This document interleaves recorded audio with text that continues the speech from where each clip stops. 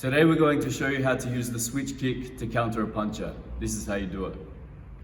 So as Nick steps in to throw a jab, what I'm going to do is throw my switch kick to hit the bottom of the arm here, just under the glove, where there's no padding, okay? So when I throw my switch kick, when I switch, I'm gonna turn my hip with my shoulder facing Nick, protecting my chin, okay? And turning my hip is gonna push Nick off balance this way to stop him from landing a punch. All right, so the key part of this is you have to time the switch as soon as they step in. So as soon as I see Nick step in to throw the jab, that's when I'm gonna throw my switch kick. So for example, he steps, boom.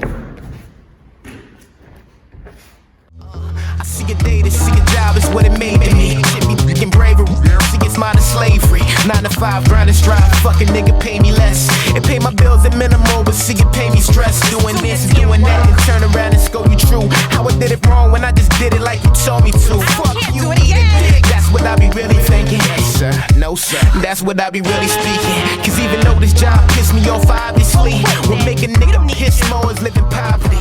Obviously, I gotta work, suck it up and